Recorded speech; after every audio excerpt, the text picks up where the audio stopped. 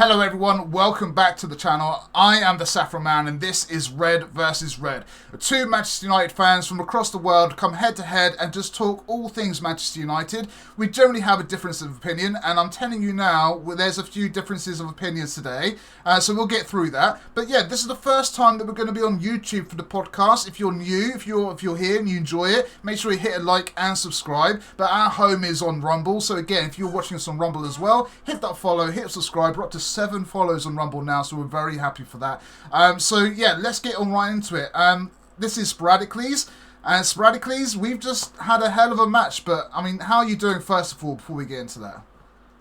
I'm hanging in there, if only by a thread. I'm a little frustrated for any number of reasons. And so I'm really looking forward to button heads here, because I think we've got some differences in opinion for sure. But I think that we both have a main culprit for the catastrophe that was this match day against Liverpool. Yeah, I agree, and we'll be getting into that. But for those that are new or just tuning in, again, this is Red versus Red. We will be butting heads, but we've had a little talk before, and no friends will be harmed in the making of this podcast. So we're going to be fine. It's going to be good. But, all right, let's jump into the first kind of topic overall, is that we've literally just had a game versus Liverpool. We just lost 3-0 at home to Liverpool. I don't think any prediction from any Manchester United fan would have come up with a 3-0. We're riding high on a positive transfer window when we're still riding high on the coattails of the FA Cup win against City. But this is brought us right back down to earth, Sporadically's. But let's kind of start with the lineup. And I think most Manchester United fans would say that bar one or two, this is possibly the strongest lineup we could have had going into the game. Does that lineup have Maguire in it? Yeah, you put Maguire in there. Whoops. Whoops. that is not who started. No, so not. So in that position was in fact Matthijs de Ligt. So right. That's my fault. Sorry about that, y'all. So that would have been the starting lineup if I would have. Just a Maguire super fan over here, huh? Look. All right. If we're going to get into this. okay, but look. In terms of defenders today. Okay, in terms of the lineup, so De Ligt's there. Yeah, we mentioned last week that all of our signings haven't really started yet, apart from Mazraoui. But we had all three start. Xerxes started up top. De Ligt. You replaced Maguire very early on, shall we say. And we had Mazraoui there at right back. So our three main signings, obviously Euro is injured, Ugarte wasn't signed in time, but so the three major signings that we had available to us started. And yeah, I think we've been waiting for this sporadically. Like last time, it's just Mazraoui that started. De Ligt came on after 60 minutes, and Xerxes on after 70 minutes. But we actually got to see a full match with our brand new signings today. Yeah, and I think it goes to show just how important one singular position can be Maguire? Through the course of a match. No, not Maguire. I would say the fact that it took us as long as we did to sign and confirm Ugarte. Yeah. And it also speaks to a lack of depth in that position. If Mainu gets injured, we're in trouble.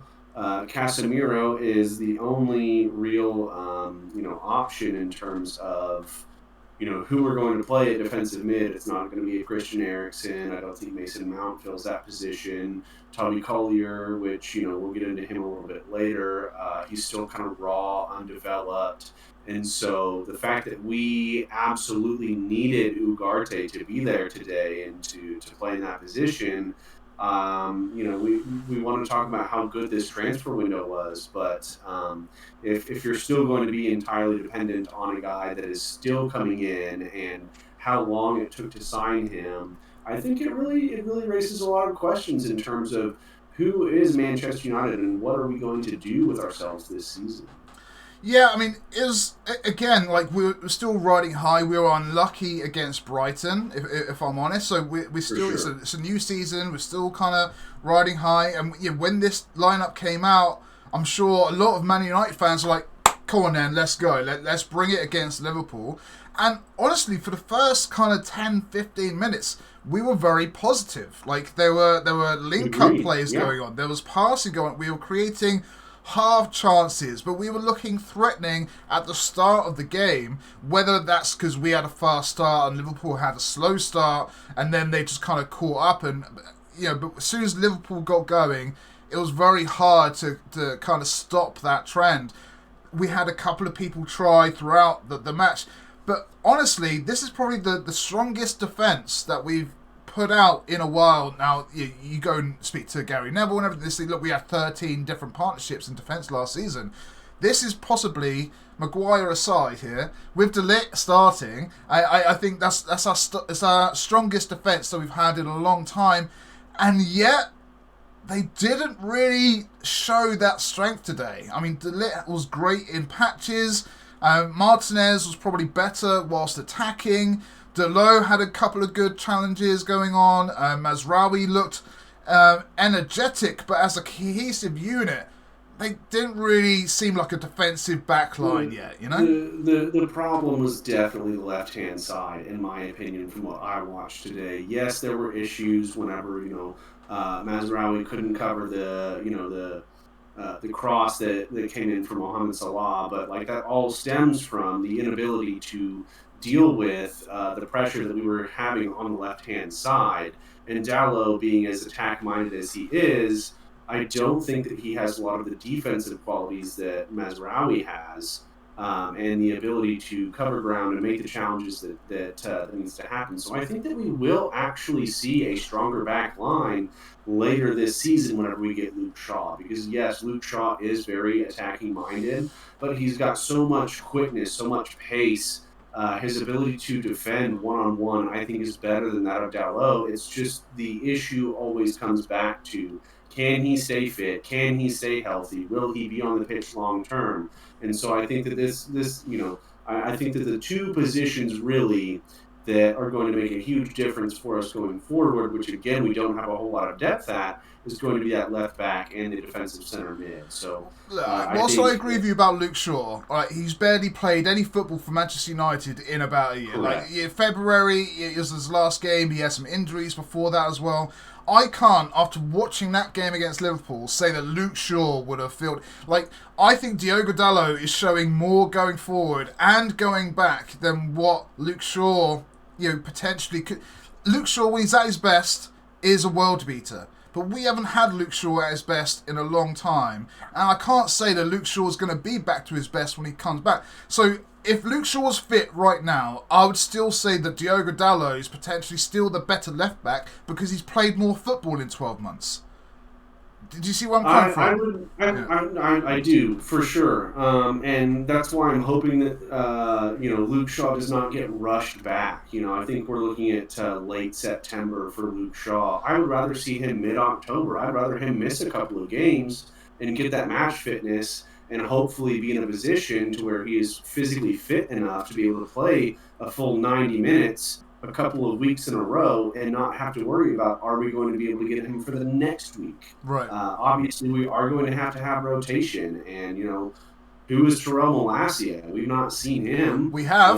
There was a video posted on social media this week of him actually in football boots, casually walking around a couple of bollards and stuff. So, although it's good to see, that's the first time in a year and a half. Yes, yeah. For the first time in a year and a half. We did see him celebrate the FA Cup final, though, so that he was in a bucket hat. But yes, he has kind of been invisible. He was clearly good old for that. But no. So I think that once we have Luke Shaw, and assuming that we can kind of treat this, in the manner that it needs to be, because I don't think that Luke Shaw should be reintroduced immediately, at least not for a full 90 minutes. I think that the idea is that they kind of get graded in. We've seen that with a majority of our new signings, such as Xerxes, such as De Ligt. I mean, obviously, De Ligt has played. De Ligt and Xerxes both have played in the first two matches, but it's just been a little bit later on in the match. And so now they're starting to get the minutes. And I'm really hoping that for the time being, that Luke Shaw, whenever he does become fit and ready to play, that we hold off on that a little bit. But going back to the match today, Spradicles, would Luke Shaw have made a difference in that defense today? No, because there was a higher impact need. So I think that there would have been better things that would have come from it, but it ultimately would not have changed the result in terms of which column the game ends up going under. And so really that position that was going to make a difference, that I think would have potentially made a difference, is a different one from left back. Yeah, this is the strongest defence we've had in a while. I think it's just going to take time for this team, or this back line in particular, to solidify. And when I say that, just get used to the movement. Like, I saw at half-time, De Ligt and Martinez, they were having conversations, which was good to see, right? Because you want to see your two centre-backs, talking. I think it's going to take till at least Christmas for them two to figure each other out. They played together at Ajax, right? But the thing is, it's been how many years since you played together at Ajax? Mm-hmm.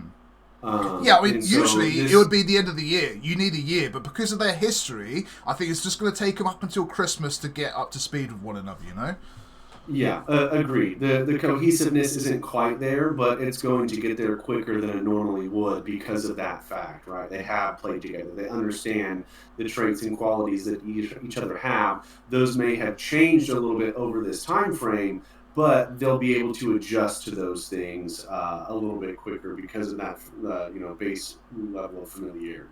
And on the bright side of things, De Ligt looked good.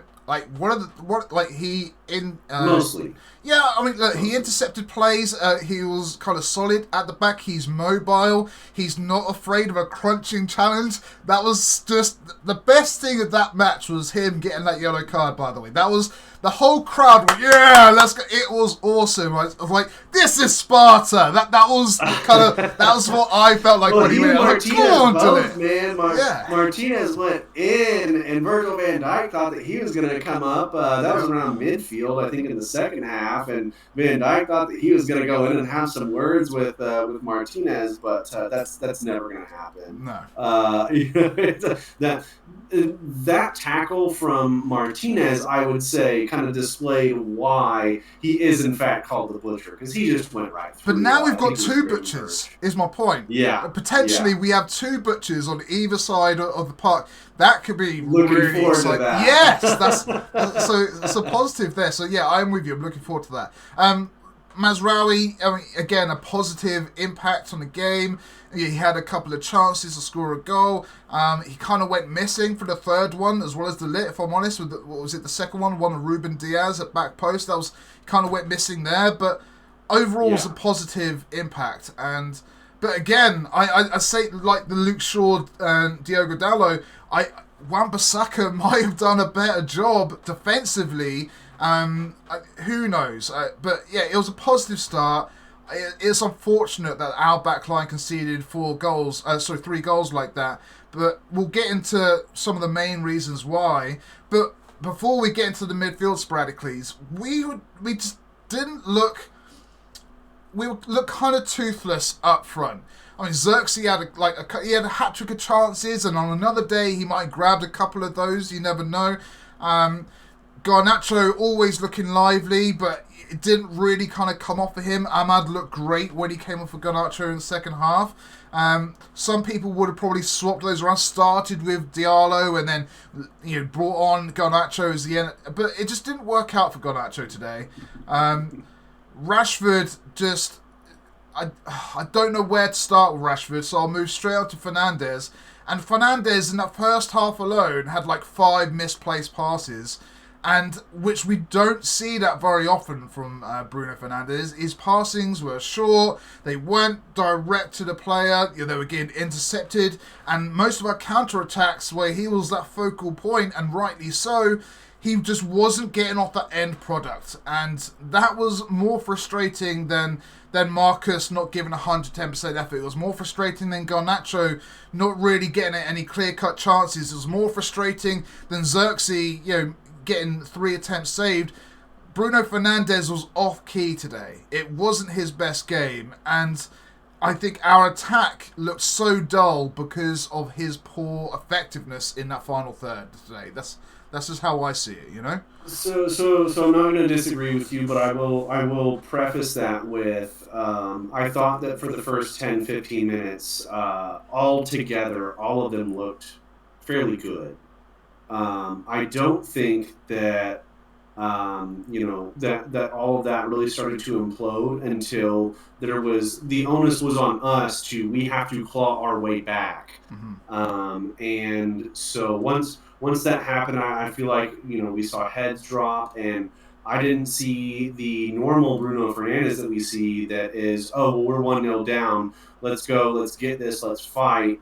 And then once the second goal went in, it was the body language of almost everybody until, much, much later, until we were already 3-0 down in the second half. I think the body language picked up a little bit and said, okay, well, we really need to go forward. We need to get this. And I think that Toby Collier actually had a little bit to do with that in terms of being able to get up and, off his – trying to get the team off their asses, frankly, and – inject a little bit of fight back into the team because, again, once that second goal went in, even Bruno Fernandes, it wasn't just that, like, he was no longer seemingly getting frustrated with other players because he knew that he was also making really poor plays. So he's just getting frustrated with the situation and not doing anything about it. And so that's something that we're going to have to work on as a team because once your captain's mentality is gone, everything is kind of falling into shambles because there's nobody else that has really that winner's mentality. I feel like that's really, we need to get out there. We need to get mad. We need to get in and make those tackles and push forward. We need the ball to go forward. We need to be more direct because, not being direct or not willing to be direct cost us on multiple occasions. It cost us our second goal. If you can't knowingly play a ball forward and know that the person is going to get on the end of it, you need to be more direct. You need to try and play somebody in behind the lines because if you don't have the options directly in front of you, the options are further ahead.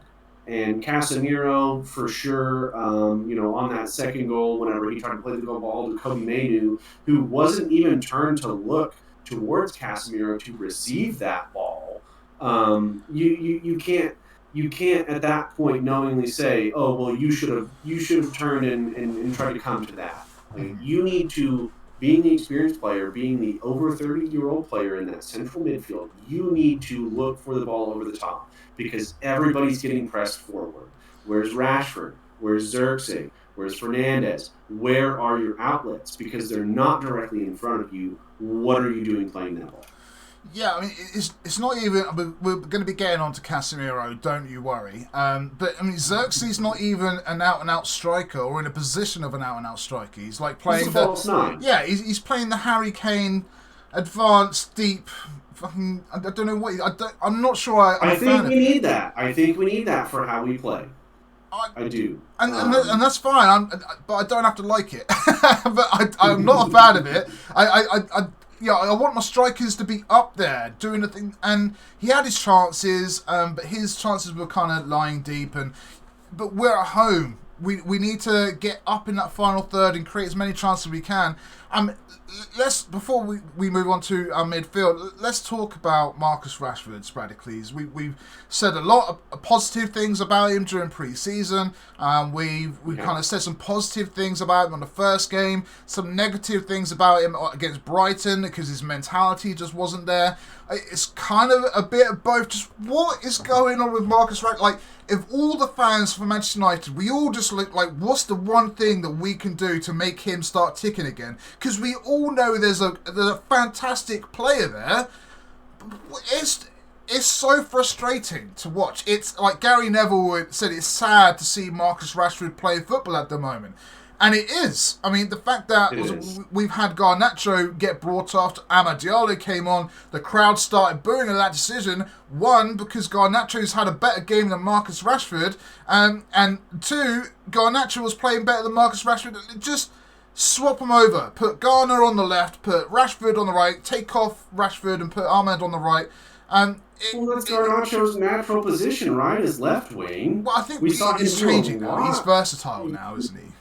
Well, that means that we have one left winger and 3 right wingers then, which I don't love, because last season I think Garnacho was much more effective on the left-hand side, and now he's only being utilized on the right. We're just giving the whole left wing to Marcus Rashford. Look, I thought that Marcus Rashford should have started today on the left wing. He did, but I didn't see my first choice right winger. When Amad Diallo, I think that he should have been the starter, and he was not. He got brought on late, and I saw good things from him. But I wanted to see Marcus Rashford come and ball out, and he did not do it, and he needed to be pulled. The better looks were coming from Garnacho on the right-hand side, and not to say that there were a lot of them and that he had a particularly good game. I think that Garnacho could have been much more impactful as a substitute. Or just on that other side, and Rashford just didn't look up to it today. I mean, he had flashes, right? And I think that that's the thing. It's like we see 1 or 2 little flashes in the middle of the game. I don't think it was even flashes, man. Like, he got on the ball and the crowd got behind him a couple of times. That wasn't, that's the best that happened for him today. Like, he got in one-on-one positions and he was too afraid. He turned back and passed the ball backwards. Garnacho or Amad Diallo, they're never afraid to try and take on their man. And Rashford was afraid to take on his man today. And I don't think we even saw those flourishes. I just think the crowd willed him. He still made smart decisions at times, like the ball into Xerxes towards... That was after he failed 3 times to beat his man. He turned away from his defender 3 times, and the only option on for him was to get in the box. He needs to do something different. So yeah, get the ball across, right? And finally, after 3 attempts, he'll wise up. And okay, well, maybe I'm more effective playing somebody else in. And I think that's an issue that we've had, is that all of our wingers for the past couple of years have been, I'm going to go at you, and I'm going to try and take you on. And if that doesn't work, I'm just going to try it again. And I'm going to try it again. And I'm going to try it again. And finally, we see a winger that's willing to play the ball into the central striker. But he's not doing that out of choice. He's doing that as a last resort. That's my point.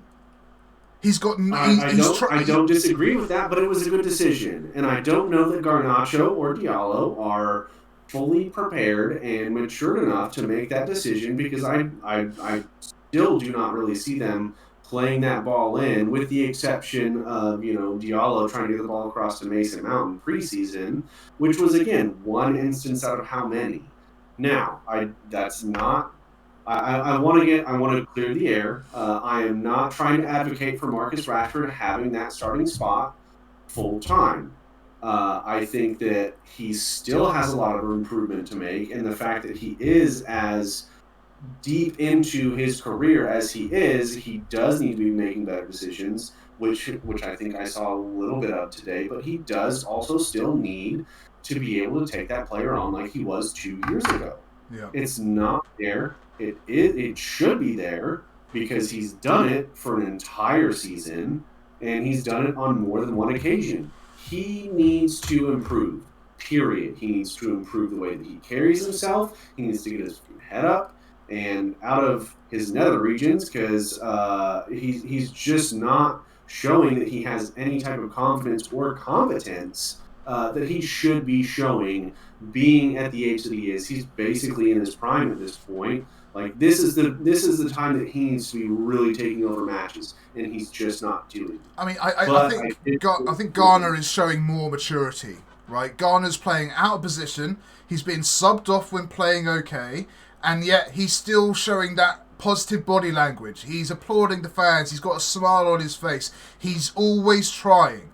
Marcus Rashford isn't that. He's not trying. His maturity, he's showing he's showing that he is immature. Something's just not right. No one knows what the problem is, and yet he's taking up a spot on our squad. And I get it. If you're in a bad spot, if you're a striker and you're on a goal drought, you play, right? You keep on playing until you start scoring goals again, like Højlund and everything. Like, you play out of your slump.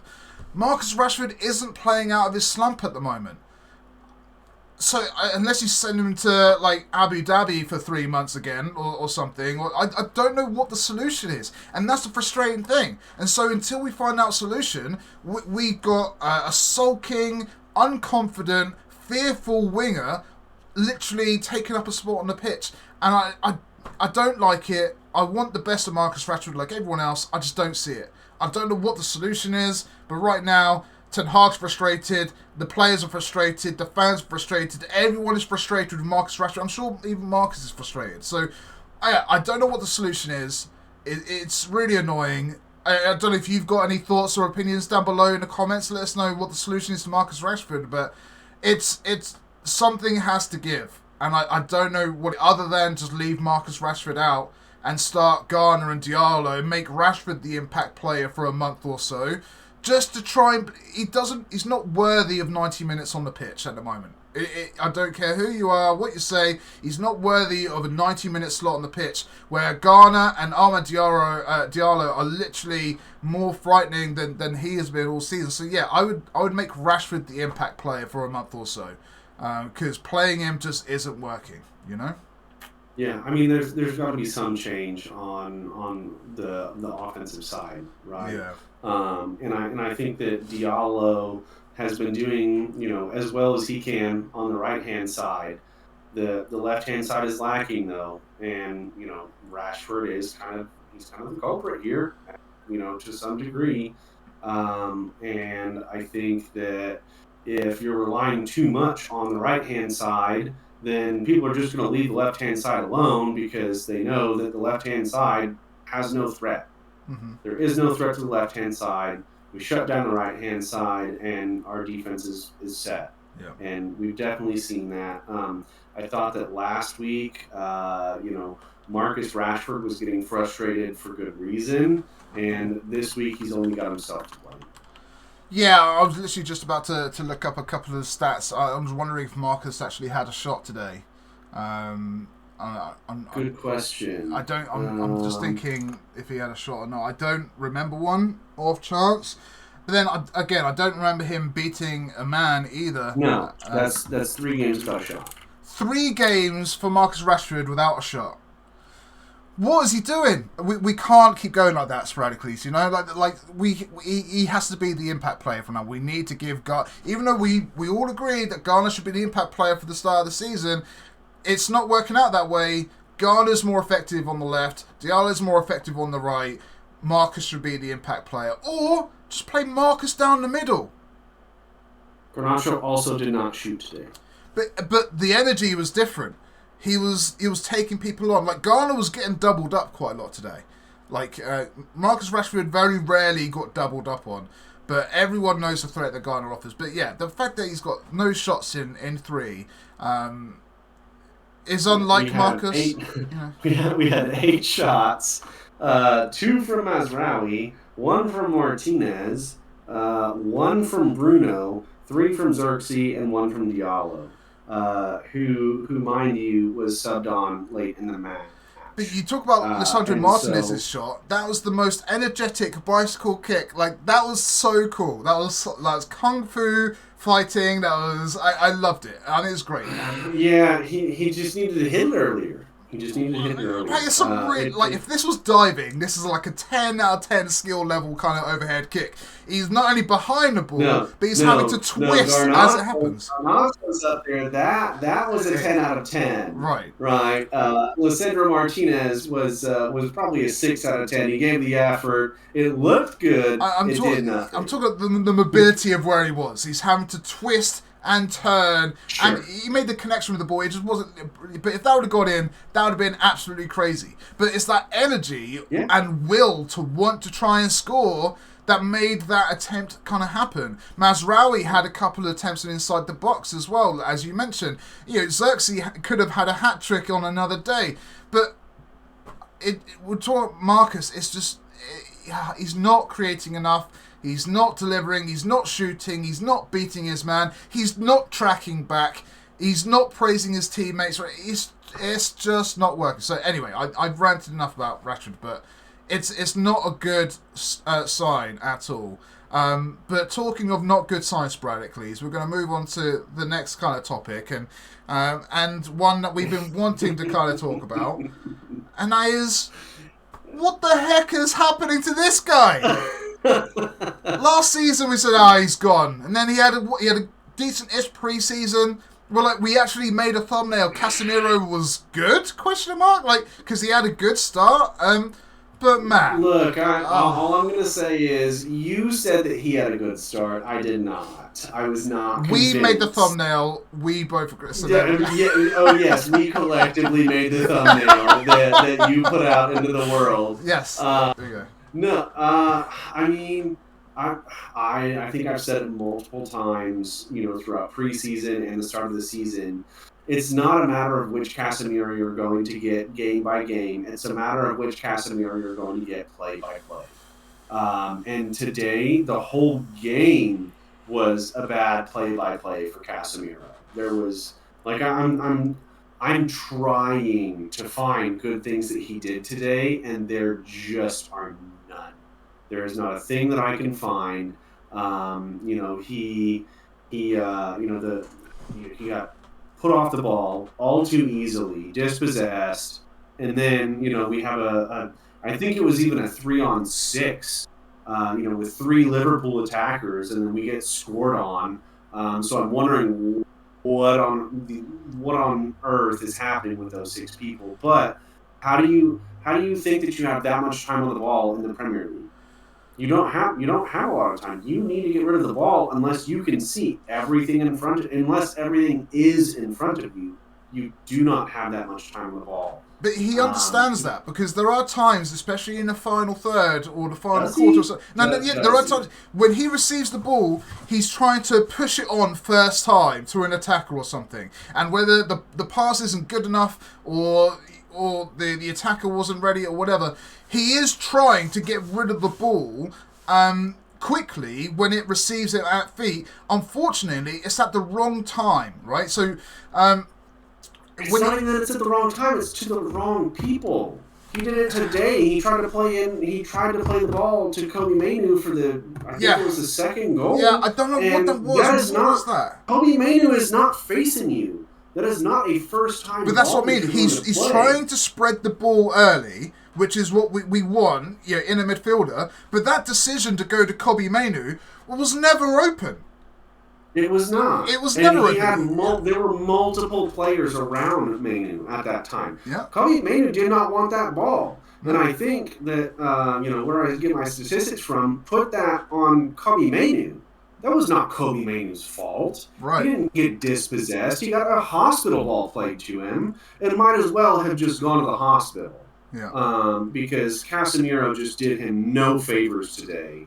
Casemiro, having as many years of experience, winning 15 trophies in 9 seasons at Real Madrid, should know, okay, this ball is not on. Let me be more direct. If I can't play my midfielder, I'm going to play my attacker in. Mm-hmm. At the very least, just dump the freaking ball, dude. I think that he's got the mentality of, I can't dump the ball. I'm Casemiro.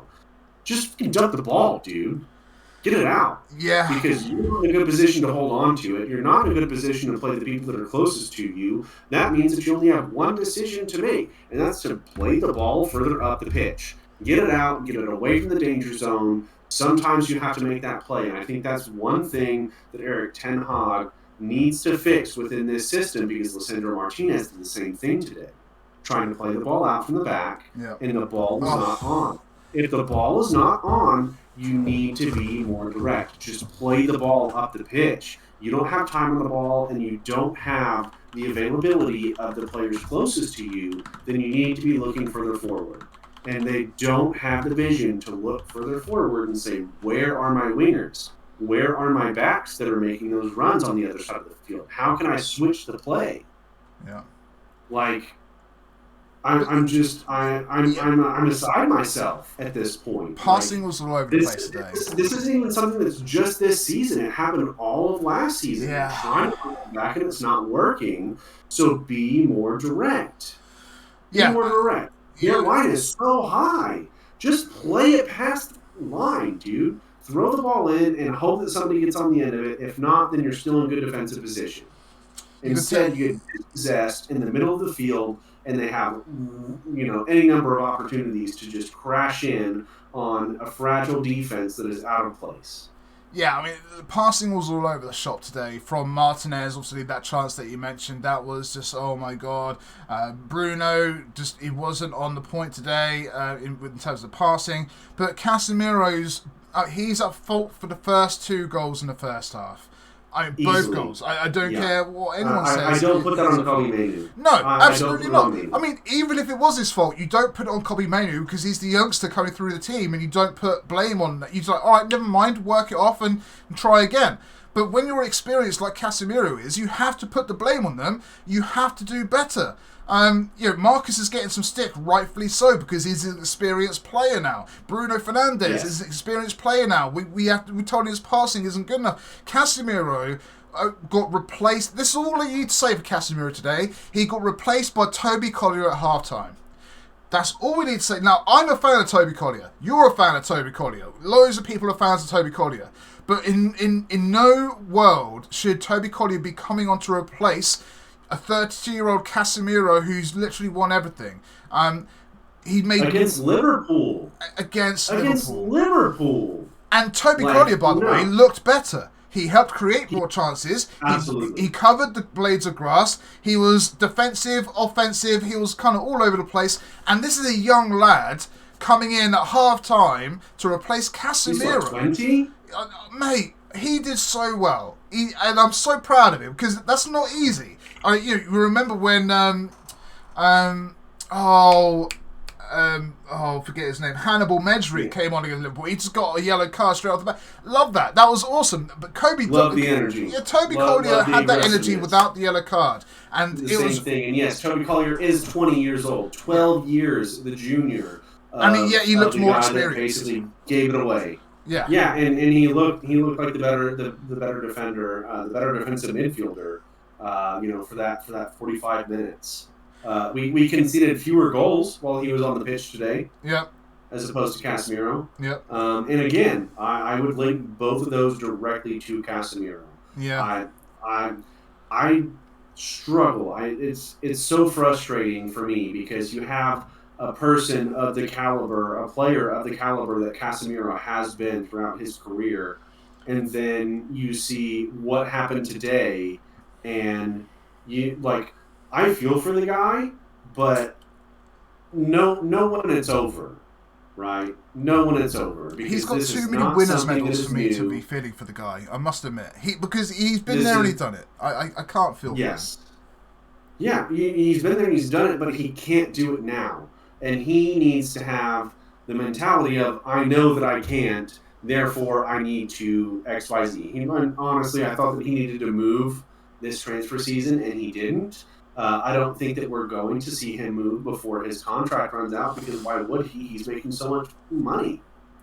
And same thing with Christian Eriksen. Christian Eriksen and Casemiro both are making too much money, and they're going to be underproductive, and they're going to stunt the growth of our younger youth players.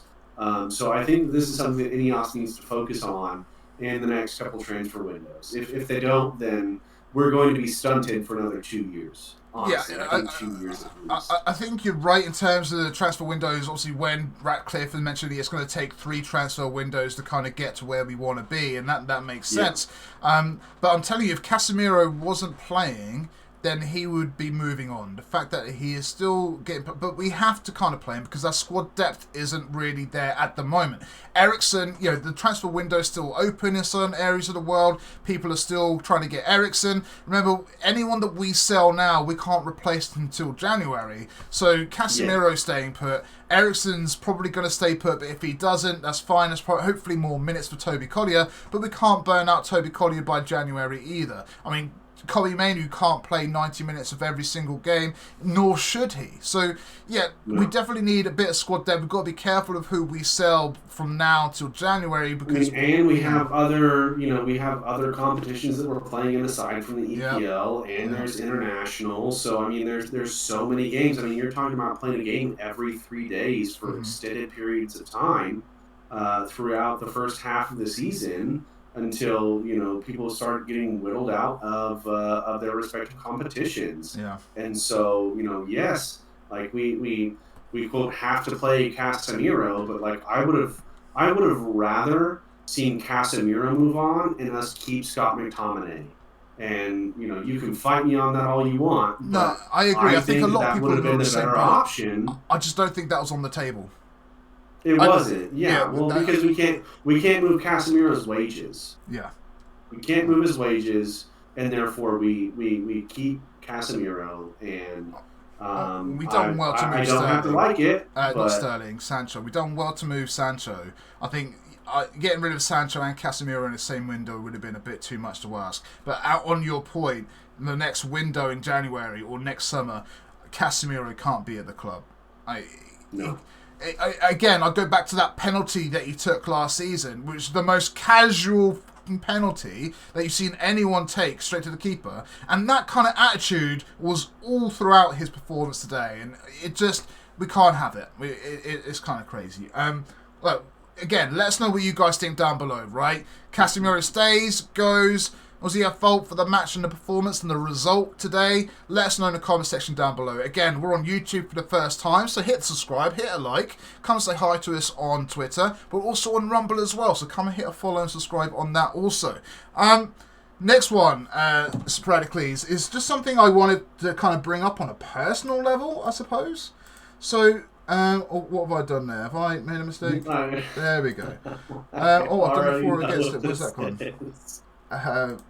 There we go. So, I kind of want to talk about Onana versus David De Gea. Now, Onana has had a rough season last season, especially in the first 6 months. Champions League didn't really go well. But the second half of the season, he kind of made some positive performances, and it was all right. And during pre-season, he did okay, nothing spectacular. But yet he's come out saying that I want to take more risks, be wary this season. Okay, awesome. But look, it's not working. He is not a number one goalkeeper. His positioning is all over the place. Every single shot he's not getting anywhere near because his footwork isn't great. His positioning is the wrong side. He's very, what's the word? He's a statue. He'll only react to something that's close to him. Do you know what I mean? Like, he won't take a stride or two and then dive. His mobility isn't quite there. And he's like a statue. His positioning's rubbish. We're not seeing his passing coming out from the back. So all the things that we bought him for, we are not seeing. And yet we've just had a goalkeeper in David De Gea, who I'm a massive fan of. Yes, he had his mistakes, but by gosh, could he make a save? And he's had 12 months out of the game, and he's come back, and he's literally had a man of the match performance for Fiorentina. And I'm just like, what have we done here? Well, who have we swapped? Like, I would rather... David De Gea would have saved 2 of those shots today because his mobility is far superior. He is so much more agile. He may not pass to our striker or to a midfielder as much as what we want, but we're not getting that from Onana at the moment either. So, as frustrated as I am with Onana, I don't see him as the number one goalkeeper anymore. I don't have trust in him. I don't have faith in him. I love him as a person, the way he carries himself, the way he talks, his positivity.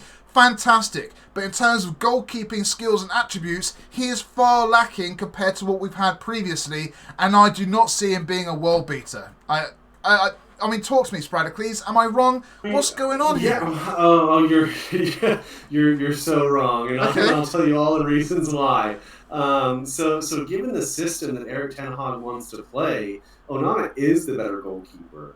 The issue is that we cannot set our defensive formation properly, and then we have errors. Like, look, at least the headed goal today. That was poor for a number of reasons, but I don't think that it was Onana's fault. Right, so we have possession of the ball. We're expecting to move forward. Casemiro plays a poor ball while both of our backs are advancing to go into offensive, their offensive roles. And I think that those were the good options for them to take at that time. Casemiro plays a trash ball. We get dispossessed. It's 4 or 5 on 3, I think, at that point. And our backside ends up getting exposed because Nusir Muzraoui is trying to get forward like he's supposed to do. And so, again, I think that Onana being on the left-hand side where he should have been, you never want to get scored on front post. That's your number one duty. Don't get scored on front post. And then you have 2 free players on the backside. What is he supposed to do there? There's nothing that you can do. Move his feet. Your first he did move his feet. Your first thing to defend Onana was to talk about the system. I don't care what system you're playing. That shouldn't change your goalkeeping abilities. Okay, you're a shot stopper first. He still made the attempt to move and then dive. So, all the things that you want to say about him not having the position, he's moving as the ball is going across and it's in the air. But he was doing that. The header was good. It's wide open. You have 2 players that could potentially make it. There's some indecision. He was nowhere near any one of those shots today, buddy. He was nowhere near any one of our shots today, and that's down to his mobility as a goalkeeper. He wasn't. He didn't lay a glove on anything. Every shot that went in, there was 6 foot of open net for them to aim into because he was too far over one side and he hasn't moved over. And so you're going to put all 3 of those on him and not any of that blame on any of the other players. Oh no! Don't get me wrong. He's got to trust his defenders. But he's not a shot stopper. Is my point. He's not a shot stopper. I'm not saying that he's the number 1 shot stopper. Yes, David De Gea is a shot stopper, but he doesn't fit our system.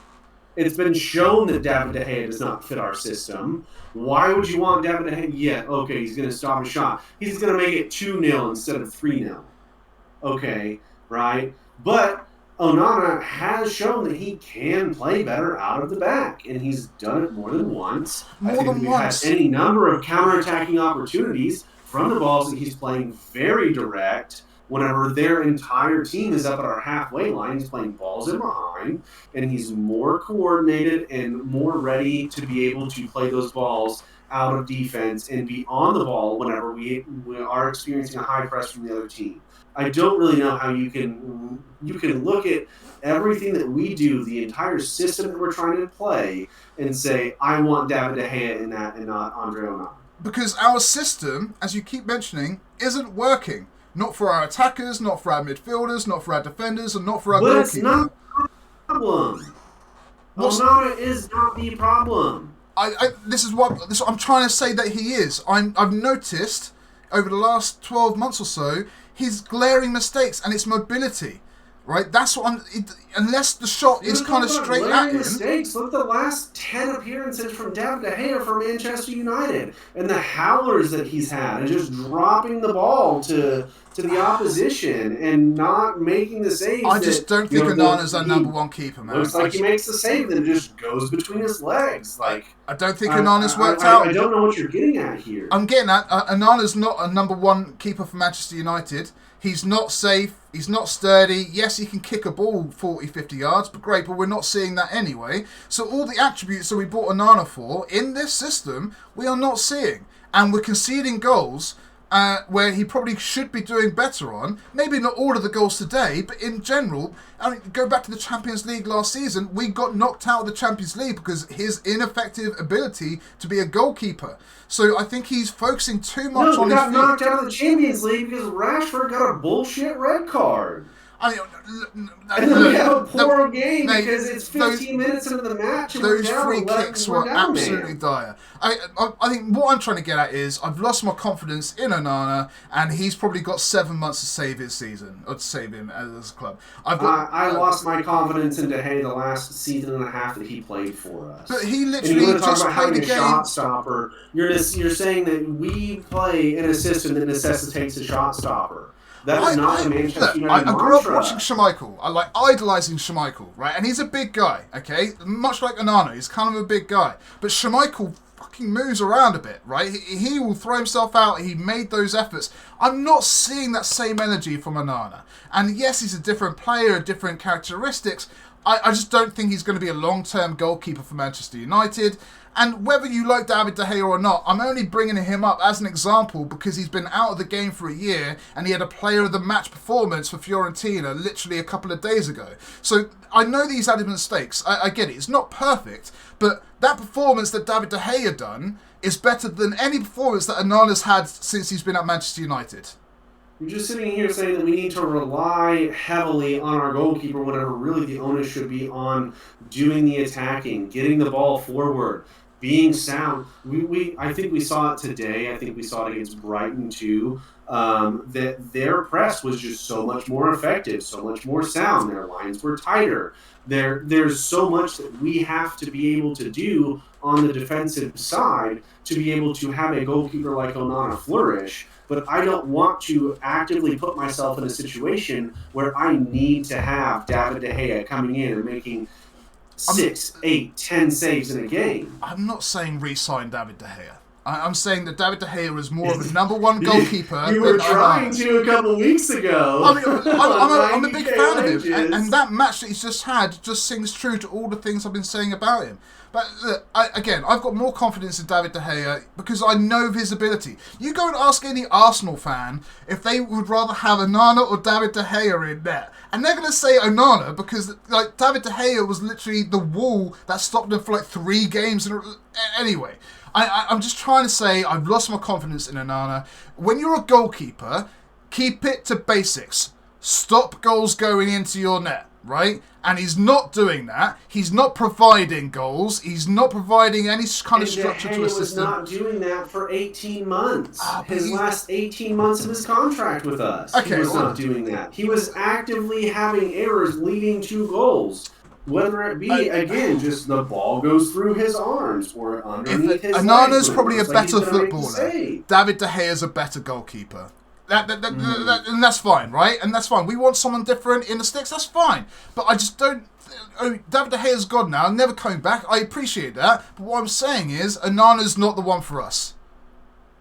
Well, neither is De Gea. Well, no, I said that. Goalkeeper, we can look at that next transfer. And that's where we're at. Yes. I'm not even summer. I'm on about January. I think Onana's like a big waste of money. I think £50 million is just a crazy amount for a goalkeeper that isn't providing what he's supposed to on the tin, right? He's not doing the job that he's supposed to. He's not stopping shots. He's not passing the ball. He's not taking risks. He's just not doing all of these things. All the bad things that we talk about. Putting him in a position to be able to make stops. Again, how can you expect him to stop? I don't care if you want to talk about his position, you want to talk about whatever. You talk about 2 people being on the back post that can make wide open headers because there's literally nobody challenging the ball. That's a systematic error from your outfield. That is not a keeper error. But he's not getting close to anything. Put that on the keeper. He's not. He is a defender in goal. Is what he is. I disagree. I think that he's had plenty of good saves for us. I think that he does Can you name one? Something to the table in terms of. Can I name one? Just one save that you think he is a good save. Sure, against Fulham, the very first match week, whenever that ball was dipping under the crossbar, he came up big. It looked like you might want to say, he's out of place, but he made the save. He ended up backtracking and he tipped over the bar. That was going into the goal. But we've also had 3 of sure, those that happened in the Champions League. Save, but also David De Gea is not going to get our engine room running. He's not going to be able to play those balls out. But he will save us a game. Anyway, all right, we're neither here nor there. You can tell that we're both here tonight. He was not going to save us Brighton. He was not going to save us against Liverpool. No way. I disagree. Let us know what you guys think down below. Again, I'm not saying to bring David De Gea back. I'm saying compared to what we've had, we've degraded our position. In my opinion, opinions, everyone's got their own. Let us know yours down below. I just don't think Onana is the #1 goalkeeper for us. Whether we change him in January or the summer, I don't see all the good things that are happening. So, I still remember all the amazing things that David De Gea done, and in my opinion, all of those mistakes that happened, he made 5 years ago. Yeah, but he made 10 amazing saves for every single mistake that he done. In my opinion, like I see, like against for years he was up anyway. Yeah, up until the last few where it actually mattered and we really needed to rebuild. But I still think that performance is at a higher level than what Onana is showing. All right. Let us know in the comments down below. All right, let's kind of move on. But yeah, I don't think Onana is the guy for us. All right, so let's just mention a couple of positives. I'm going to type in some positives as I can here sporadically. We've got 4 against coming up, which we're going to get into. So stick around for that. But look, it's a heated day. We've had some arguments. It's not been the best match against Liverpool. We're all kind of rather frustrated. I just want to talk about some of the positives that we've seen today during the match that gives us a little bit of positivity going forward, right? So, can you think of anything today, Sporadicles, that you saw in a positive light that we could build upon going forward? I mean, I think that Xerxes in particular, yes, there were no goals coming out of it, but I think that he made himself, getting himself into the right spaces whenever we were on offense and put himself in. Honestly, I think on a different day, he does score 2-3 goals. Xerxes looked good overall, I think. And, even outside of his goal contributions, I saw him tracking back multiple times to, Garnacho, he was full on, ready to go and up the pitch. And Xerxes knows, okay, I've already dropped into midfield and Alejandro Garnacho is still pushing forward. Let me drop in a little bit. So I think that overall, yes, he could have come out and should have probably come out with at least 2 goals. But I think that, he is going to be able to provide a little bit of cover in terms of my wingers are trying to get forward. I want to cover for them and, tracking back. So he's done that multiple times. I think that Xerxes looked good today. I think that he has deserved the start that he got today. I wanted to see a little bit more from him in terms of, that killer instinct, and I think over time we will see it. But yeah, I mean, overall, I think he was a really positive performer today. Yeah, he's a bit of a gentle giant. I want to see a little bit of anger in him, because he's a big guy. He can throw himself about, and if he was to put an extra 5% attitude into his charisma or something, I think we might get a world beater out of him.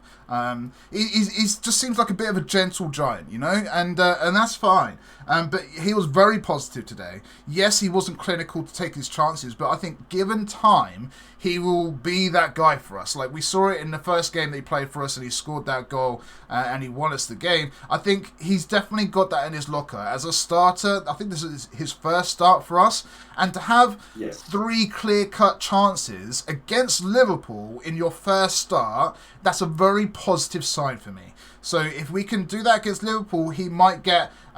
who we play next, do you know?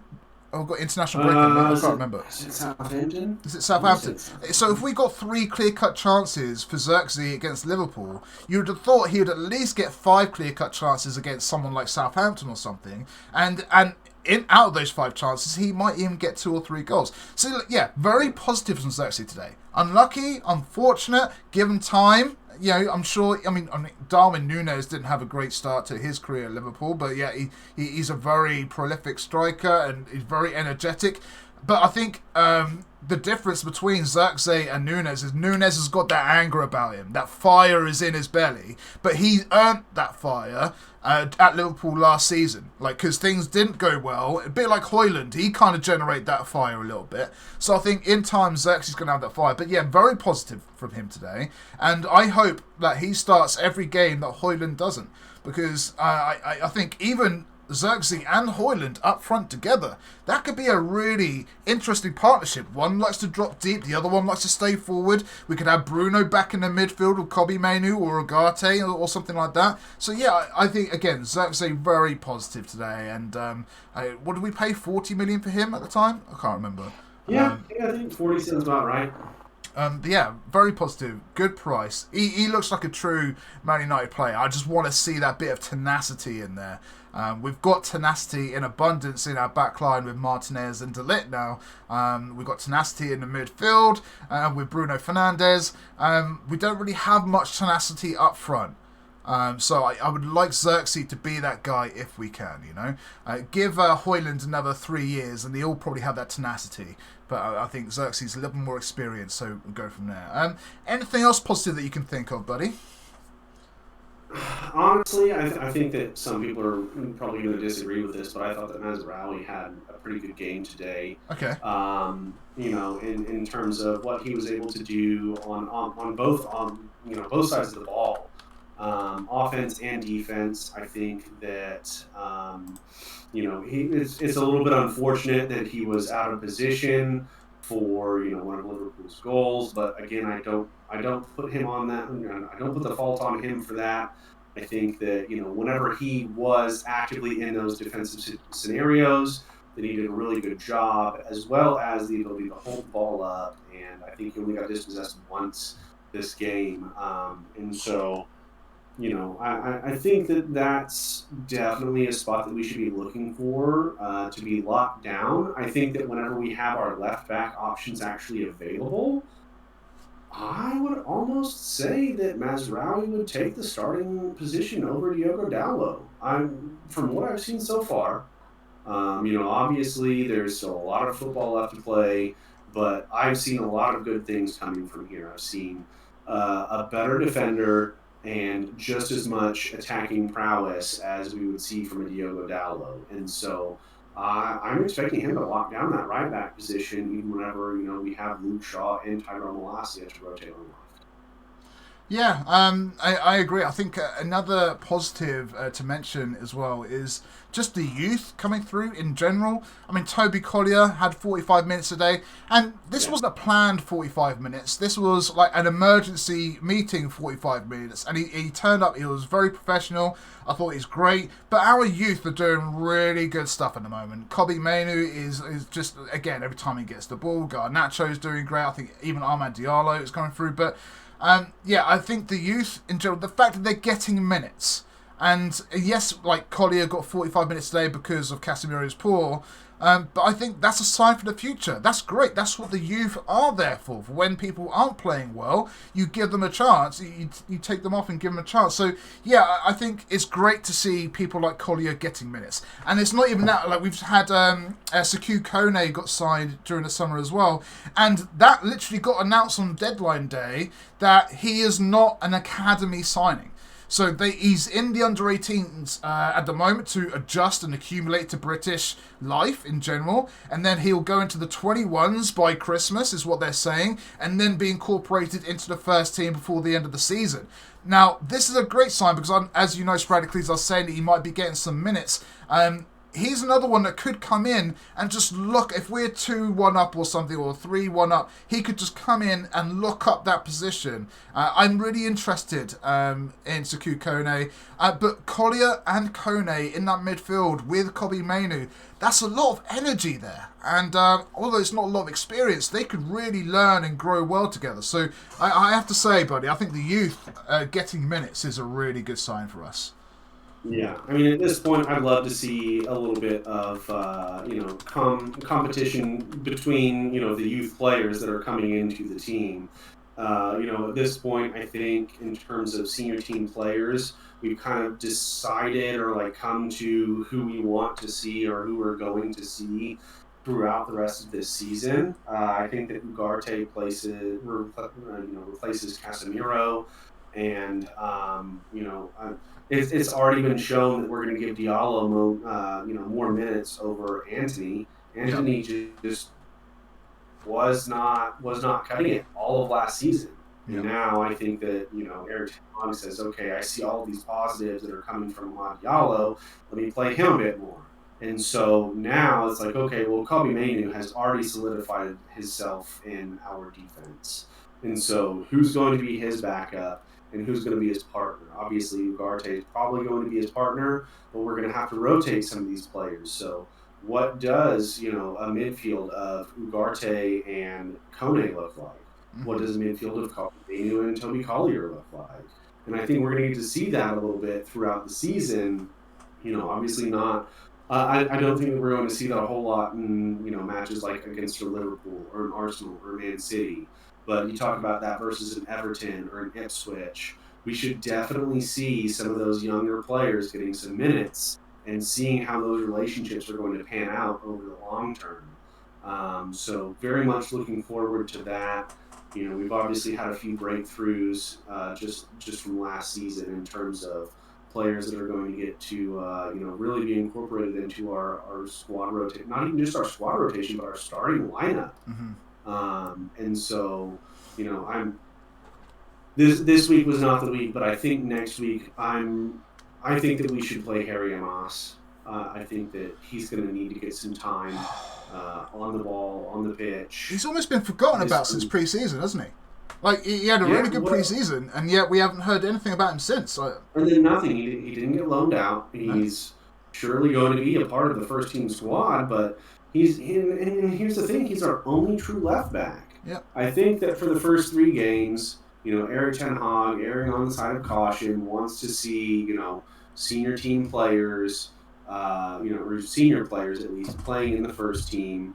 I think that hasn't exactly worked out how we had hoped to. But again, that also comes down to the primary defender that is defending your defense, or for the primary midfielder that is, the last line of defense for your defenders before they have to step in. And so now we're going to see something a bit different, and I think that opens up a lot of opportunity for a player like Harry Moss. Yeah, I hope so. We've just talked about youth getting minutes. It is a bit strange. It might be a bit harsh to leave someone like Delo out when he can play left back, but you're right, he's our one and only fit and able left back, and these are the times where he should be getting minutes in the Premier League, because we're going to need him this season, because I don't think Shaw's going to be fully fit all season. That's just my thoughts. Tyrell Malacia, we cannot depend on him to be fit this season either. Like, he might be fit in the second half, and that's great, but it's going to take months to get them both up and ready. And if they get injuries while they're trying to get up and ready, then Harry Amas should be absolutely getting minutes and learning on the job at the moment. So that's kind of the one negative. One final positive thing that you can think of, buddy, before we move on to for or against, because we're well overshot today. Yeah, that's definitely what I was thinking. I was like, I think we spent a little bit too long on the goalkeepers. That's my fault. I hold my hands up. It's fine. Not even just those. I mean, there's just been so much to talk about. Yeah. This has been more therapy than a podcast for us this week. I think we're therapizing one another, if that's even a term. I think the other positive is that we have not yet seen our best possible lineup. I haven't seen. Is that just because of Ugarte? Because we literally talked about the lineup and that it was possibly the best lineup that we could have put out. No, because again, I don't think that Dalot on the left-hand side is going to result in our best possible lineup. But it's the best lineup that's available. The option. He's the option at the moment. But again, this is not our best. This is not our best lineup. Yes, Ugarte comes in. Yes, we have we should have an actual left back, and I think that Luke Shaw is going to be, the player that can do it. I'm not going to say that he's going to be the person that's going to do it each and every game, week in, week out. He's obviously someone that I think that is going to be out for multiple games this season due to injury, because that's just part of Luke Shaw. But I don't know that Rashford is necessarily there at the moment. This was the game that I pegged for him to kind of get that kick in the rear end, and he didn't get it, obviously, which, so many things happened that kind of put his head down and Bruno's head down, and so many of our players this game just weren't really in it because we have blunders, absolute blunders from our midfield. Yeah. And so I think that we are going to see better versions of our lineup. I think that Amad Diallo on the right and Alejandro Garnacho on the left, in terms of offense. I'm not entirely. I know I've sung his praises thus far about Joshua Zirkzee, but I think that Hoyland is going to offer a lot whenever he comes back in terms of his attacking ability. I think that we still have a lineup out there that is going to be better than the one that we've been fielding week in, week out. And we're just kind of waiting to see how that comes about, who's going to step into these roles and, some of these contentious positions. And so I think there is going to be a better lineup that we're going to ultimately end up with towards, the middle and latter stages of the season. Awesome. Well, there we go. So there's just a few positives that we had over a very dismal day. So if there's any positives that we've kind of left out, again, let us know in the comments down below. Hit the like and subscribe and show your support. Come and say hello to us on Twitter or X. I'm going to call it Twitter because I'm a boomer, so Twitter is what I'm going to call it. So let's just go with that. But let's move on to For or Against. For or Against is basically a show that a little segment that we have at the end of our podcast show. Where we just try and come up with three irking kind of statements that we can get both sides of the stories for. So, for example, let me get the writing out of the way before we do that. Where's the positives? There we go. That can go away as well. So, for example, look, Ugarte makes a difference was what we're going to have for this one today. So we've got three different statements. I will say for or against, and Sporadicles will say the other side of the story for or against. So two conflicting opinions where you can forge your own solid opinion as well. So are you ready? The for or against logo up there? Oh yeah, so this is just a little bit of a preview before we go into the recorded section. So I'm ready to get going if you are, Sporadicles.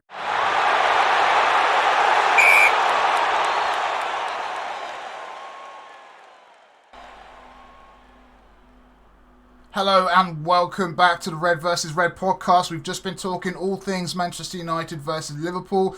Thankfully, that conversation is over now. We're going to move on to something else. So here we go. For or against, I think I'm for this week. Is that right? I believe so.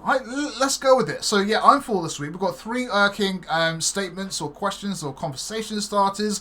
I'm going to explain why that's a for. Sporadically is going to explain why it's against. And you can have two conflicting opinions to forge your own position and your own opinion out of it as well. So without any further ado, let's see what our first question is for today. And that is, Ugarte makes the difference. So we're talking about Liverpool. We've just seen Casemiro have a really bad day. If we started Ugarte instead of Casemiro, would we have had a different result? So lots to go through. I think you're against today, Sporadically. So if you want to start us off with why you think that's not true and that we would have lost no matter if Ugarte started or not, go ahead, man. Yeah, I mean, I think he's going to be a definite upgrade in terms of what we have in midfield. However, he's not attuned to the exact style of play. PSG plays a different style, a much more heavily possession-based game, I think, than we do at Manchester United. Obviously, we do want to try and build out of the back, but there were more than just the Casemiro mistakes today that led to goals. Obviously, we got scored on even while he was outside of the 11 that we had on the pitch, and so I don't think that Toby Collier was necessarily a huge instigator in terms of the third goal.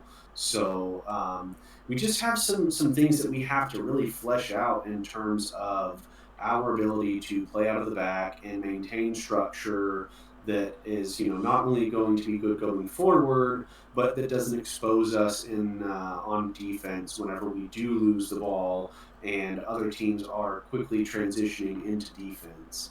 Yes, he's probably going to play a little bit more deep than what we're used to seeing. I know that Casemiro still does tend to get forward a little bit, and he tries to play balls over the top, this and that.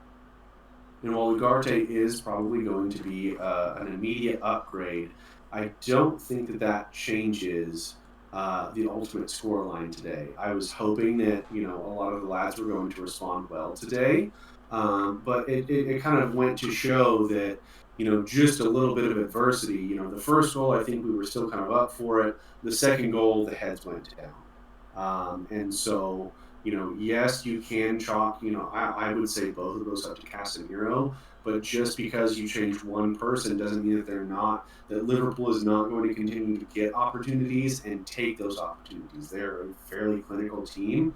They're only one of two teams that has gone, perfect 3 for 3 this season. And so, it's tough. I really hate to say it, but just making that one change isn't going to make a difference. I think we needed changes around the pitch to really be able to say, okay, this is the team that was going to beat Liverpool today. I advocated for us at the beginning of, like before the game. I thought that we were going to win this game. I thought we were going to have a really good response after the Brighton game. It did not happen. I thought that we came out really well for the first 15, 20 minutes or so.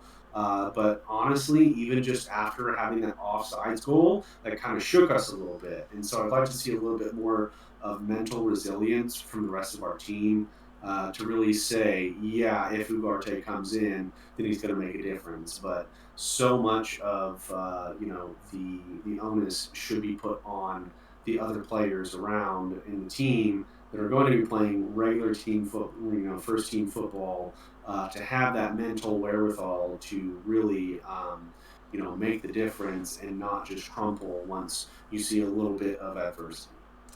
Yeah, I mean, a strong argument there, buddy. And yeah, I think you're right. There were so many things. Obviously, I'm going to be arguing for the 4 now, where Agati would make the difference. But I do agree that there were too many things wrong today to try and get us the result. However, you pick one of those things that were wrong, as in Casemiro, and you replace it with a destroyer like Ugarte.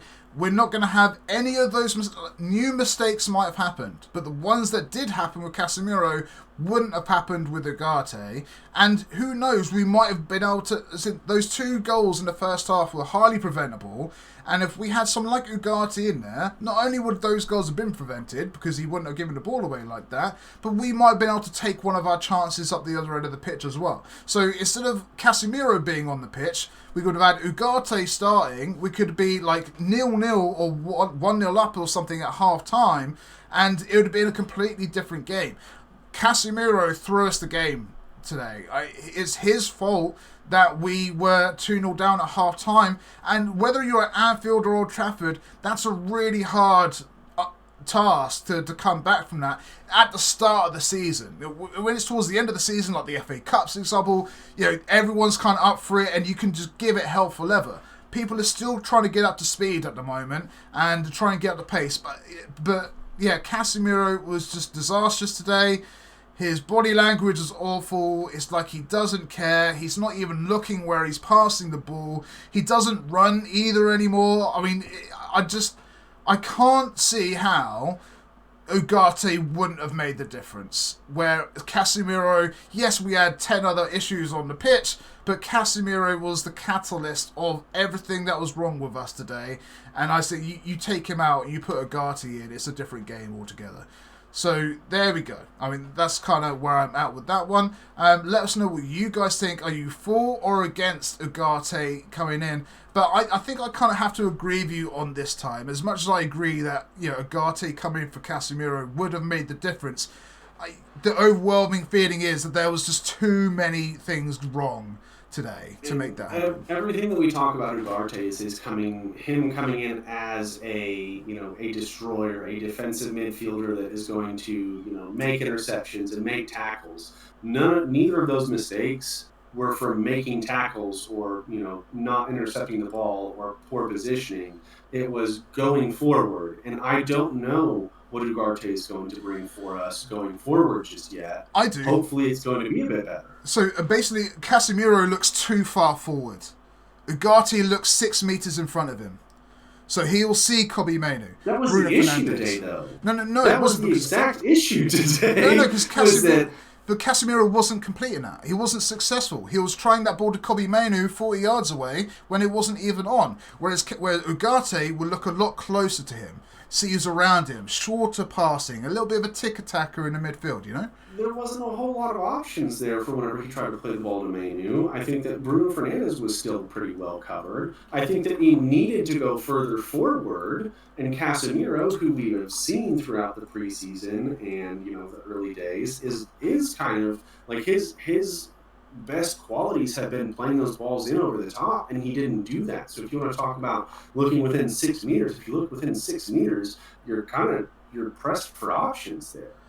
But Ugarte can run, whereas Agreed. Casemiro can't run with the ball. Well, and Casemiro also got easily thrown off, thrown to the ground, basically. Right. I always, and whenever I think of Casemiro, I think of strong, powerful, decision-making abilities. Not and, anymore.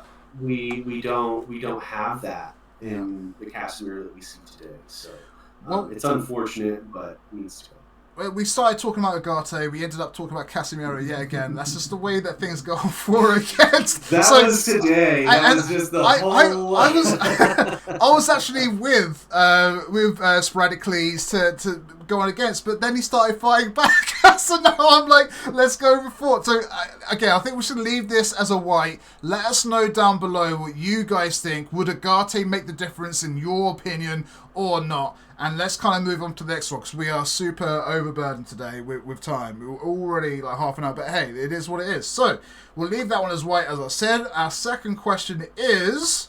Maguire will be defender of the season. So obviously I'm going for the 4, so I'm going to try and back this up and try and bring out all of my cosmic knowledge of defending to try and make this happen. So look, Maguire came on the pitch today and he was a better striker than Marcus Rashford.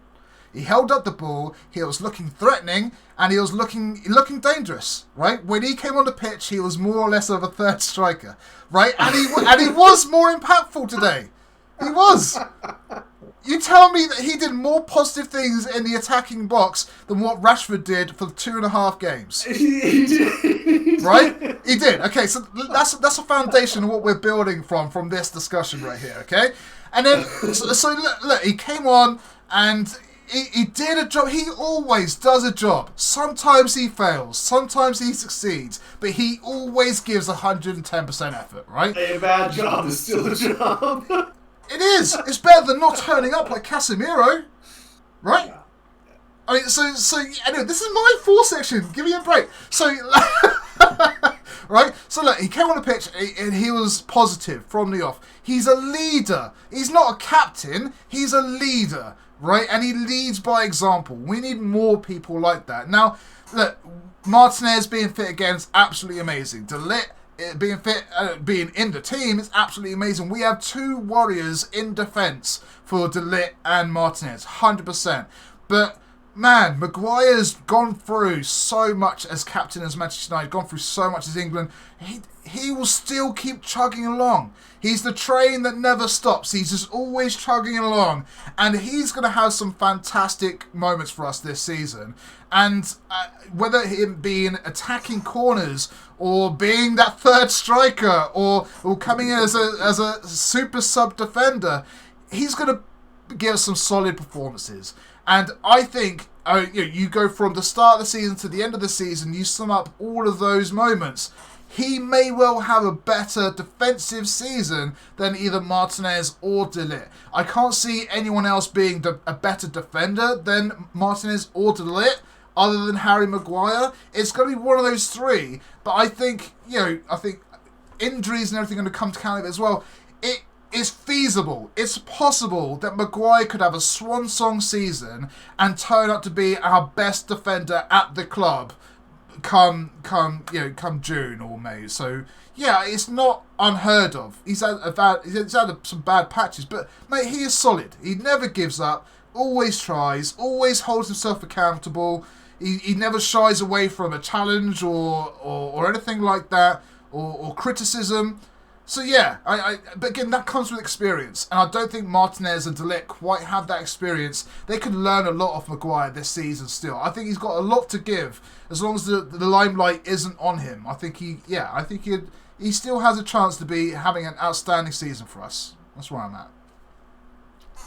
If you guys can't tell, I came up with this question because of the last outing that we had, where Saf almost had the clean sweep. So I was feeling a little salty, and I came up with this one, and I think this one should be a shoe-in for me. So here we go. All right. I don't think that Maguire is going to be defender of the season. I think, you want to talk about the reason he's going to be that is because he's going to, have all these goals. He's not had those goals. He's not had a lot of goals for us in the last, few seasons. Has he been the most available? Yes. Has he made the most profile mistakes out of all of the defenders that we've had in the last few seasons? Also, yes. We saw that just last week against Brighton, where, he should have been clearing the ball, whether it be, out for a corner or, whatever it may be. For their first goal, that should have been a Harry Maguire thing. And you want to talk about, Lisandro Martinez, he should have done this, he should have done that. Well, Lisandro Martinez having to be involved in that is predicated on the fact that Harry Maguire did not do his job in that moment as a defender. And that has been a recurring theme over the past few seasons of him just not just letting balls go past his feet, letting balls go through the air. We call him slab head for a reason. He's got a big, huge head, and he should be winning all these aerial battles.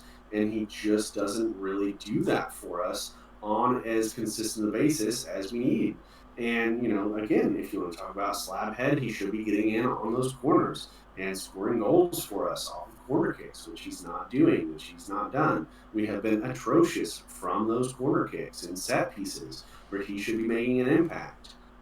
It's just not there for me. And so whenever you have a wealth of talent in terms of, De Ligt and Martinez and Lenny Yoro, you can even talk about Lenny Yoro, who's currently out on injury. He's going to be another huge player. I mean, if you want to talk about, the rotation and who's going to be playing at center back, I think there's only two other center backs that are lower on the totem pole than Harry Maguire, and that's Victor Lindelof and Johnny Evans. And, I will say that with my full chest. I think that he is one of our least rated center backs, aside from those two. I think that we've been trying to offload Lindelof for multiple seasons or multiple transfer windows. He should have been offloaded by now, but go figure, he had an injury leading into deadline day. And aside from Manchester United, nobody wants to acquire injured players in a transfer window. We've done that basically twice now. Well, at least once now, with Hoyland last year. And so, I think that there's going to be too much competition for him to play a full enough part to even think about being defensive player of the season. Fair enough. Two very strong arguments there. I think it's going to be tough to try and sway either or. I mean, we need your guys' input. It's basically, we want you guys to be the judge, the jury, and the executioner in terms of making all this happen. So maybe we'll leave this one white as well, because I actually like sporadic things. So. I'd like to keep this friendship if possible. So yeah, I think I take this one. So personally, I think that there's not. I think that I take this one. I tell you what, I will let you take this one. But if the event that Maguire actually ends up being defender of the season for Manchester United, you're going to have to do a forfeit of some kind. A forfeit of what kind? Oh, well, we've got 9 months to decide and figure that out. So, but I would say we'll come back to this one. I'll do the hot challenge instead of you. So hey. So, I'll let you have this one, but we'll come back to it at the end of the season, all right? And we'll see what's right. All right, so against, there we go. Boom. Have I got that done? There we go. So we're against on that one. Fair play. All right, so next question. Again, let us know your thoughts down below. Third and final question, all for or against, is United will still make Europe by the end of the season. So I'm for, so let me back this one up for you guys. look, I think we're going to do well in Europe. And I think we're going to do well. Like we've got a favourable draw in the Europa League. I mean, Rangers is going to be tough. Anyone can beat us. We know this. But I think that with the squad that we've got, the strengthening that we're going to make in January, I think Europe is going to be a very big thing for us this season in terms of the Europa League. Will we get as far in the FA Cup as what I thought we'd get this season? I don't know. I think the FA Cup is down. It's a knockout cup competition. You never know who's going to go on a run or not. We had some magic last season, but I think we've got some magic left in Europe. Europe has been... this is the first time that we've been in Europe under Ineos, technically. So they want to put the right foot forward, and they want those results. And I don't think that we're going to finish in the top 4 this season. So if we're going to want to get into the Champions League for next season, we have to win the Europa League. So that's where I think most of our eggs are going to be in the basket for this season. And I believe we have a chance of winning the Europa League. Especially if we have a good second half of the season, maybe 1 or 2 more signings, get rid of Onana and Casemiro. You never know, might have a strong end of the season. But yeah, I think we're going to have a strong run in Europe. And I think we're pretty much a 50-50 in terms of winning. I think we're going to get to the final. Will we win the final? I'm not sure. But yeah, I'm very positive that we're going to do well in Europe. I think we're going to focus on Europe rather than the league. Obviously, we want to do better than 8th. So I think we're going to see improvements, but yeah, I think Europe is going to be a big thing for us this season. Ten Hag wants another trophy. He wants 3 trophies out of 3 seasons. I think Europa League is probably the best bet for him to get another named trophy in the cabinet and make things happen. So yeah, very positive. Today sucks, obviously, against Liverpool. But yeah, I think against Europe, we should do really well. We've got some amazing players that can do really cool things in Europe. But we'll see. But yeah, I think we'll definitely be in the Champions League next season for sure. If we win the Europa League. I think we're going to win the Europa League this season. But yeah, go on, Sporadic. Off you go. That's the whole crux of the 4 argument, is that we're going to have to win Europa League. Whenever I was seeing, how the transfer window was playing out, I was thinking, top 3. Today does not give me any confidence towards that. I think that if you're so reliant on, 1 or 2 personnel changes to be able to win your matches week in, week out, you're probably not going to be winning in the league on a regular basis.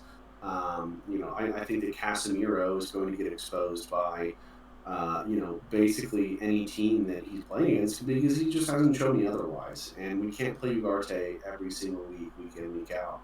That's just not going to happen. So, you've already got Manchester City and Arsenal. They're going to be duking it out for top spot again, I think. Liverpool, obviously the only other team aside from Manchester City, that has gone 3 for 3 at the start of the season, and I hate that. Mind you, I am still, in fact, a Manchester United fan. I want to be for this, but seeing as we do have to put all of our eggs into the Europa League basket, we haven't won the Europa League since Jose Mourinho was in charge. So it's been a while. We've been in there multiple times. We've been in the Champions League, and we've been knocked out, of the Champions League in each and every group stage. We've been knocked out in the Europa League in each and every first round of the knockout stages. So if you want to put all of your eggs in that basket, I have no history with which to go on that's going to tell me that, yeah, we're probably going to win that. We lose to Spanish opposition year in, year out, in terms of the knockout stages. It's just going to be hard. We have all these players that we're just now starting to incorporate into our first team. We've got 2 new defenders. We have a new midfielder that we're going to be doing that with. We've got another striker that we're going to be hoping to integrate. So you have all of these things. These are first team players. For the most part, you want to have maybe one, maybe 2 players that you're trying to bring into your first team. We're trying to incorporate basically half of our roster is going to be new. And that's who we're hoping is going to perform week in, week out, and under a system they may or may not know. Yes, they have, a lot of them have prior familiarity with each other from playing at Ajax. Figure, buying Ajax players like nobody's business. how well has that worked for us up until now? Anthony has not been great. Christian Eriksen has been here and there.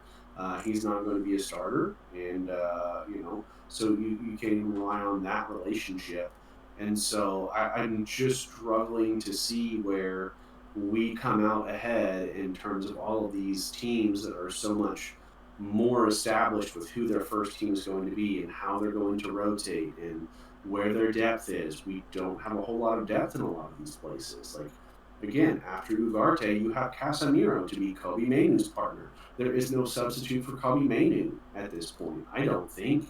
And you can't play him all season. So what's that relationship going to look like? Who's going to fill in there? We don't have an outright left back that's going to be healthy all season. So all of these things coming together, it just looks like we're going to have another season of struggle.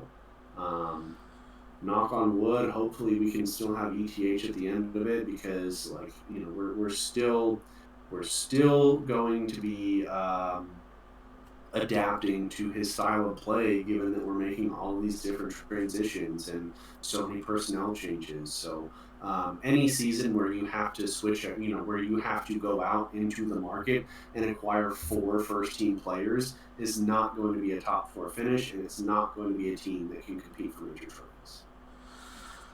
Oh, God, I thought you were going to end on a positive note there. Not that Erik ten Hag would be lucky to stay. Anyway, I think look, you've heard the for, you've heard it against. Let us know what you think. I think we have to remain positive on this one. And the fact that we've got Spradicles, he's got the second one there, I think we should literally just grab the first one, green, for the name there. But you decide. You let us know in the comments section. Play along yourselves. Let us know if we're right or wrong, and what do you think. Again, ultimately, in the future, we want to making these podcasts live, so it'll be a live back and forth experience and engagement with you guys. But until then, we're going to read every single comment. We're going to answer every phone call, except for that one, and then we'll make it we'll make it happen. So yeah, thank you very much for everyone kind of watching. Anything to kind of finish off with, Spradicles? Anything you want to say before we go? I hope that we're in Champions League position by the end of this season. I think that we can do it. I dislike having to take the against there, so I will definitely give you the 4. I think that this, the changes that we've made in personnel are going to pay dividends. I think that, slowly throughout time, we're going to find what our best 11 is going to be, because I don't think that we fielded it yet. So I think that there is still a lot to look forward to. This was just one unfortunate result. But we do still have 2 more opportunities to pick up those 3 points that get us to 9 out of our first 5 that I was hoping for. So fingers crossed. There we go. Look, we did it. Look, we're still friends after all of those heated debates. I said it would happen. I said no friendship was going to be hard in making this podcast. Well, we did it. We got it. We were like an half an hour, 36 minutes well over. So we've had some heated debates. It's been more like therapy for us today. Hopefully, it's been a bit like therapy for you guys as well. I hope you put the kettle on and just had this podcast on in the background, just paying attention to what we're saying. I hope our venting has kind of cleared up some thoughts and opinions for yourselves, and so you're a little bit clearer minded, and just know that you're not the only one that gets frustrated with Manchester United. So I think we have at least 3 more hairs to pull before we stop being friends, Saf. I've got a few more than 3. I think a few more than 3. But I'm not shaving it this time. But yeah, you're right. I mean, look, we're here laughing, we're having a good time, and I hope that you all enjoyed it as well. I've been the Saffron Man. He's been Spradicles, and I'll be back again on Tuesday, so make sure you stay tuned for that. Again, hit like and subscribe. You'll see Spradicles on his video on Friday with the build-up to our next match. I think it's against Southampton, is what you said, so stay tuned for that. Yep. So yeah, thank you very much for listening, and we'll catch you next time. Peace.